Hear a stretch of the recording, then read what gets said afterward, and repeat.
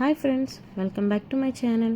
ఇవేంటో మీకు ముందే తెలిసిపోయి ఉంటుంది కదండి. ఇది ఎక్కడో కాదండి, ఇది మన పాలకొల్లో ఆనంద్ సాయి పక్కన రైట్ సైడ్లో ఉంటుంది కదా ఒక బండి, అక్కడ చిట్టపడాలన్నమాట.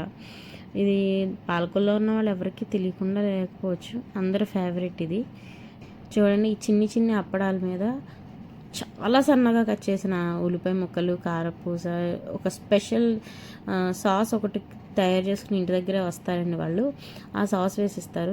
ఆ చిట్టపడాలను మనకి రెడీ చేసి వితిన్ సెకండ్స్లోనే ఇస్తారండి.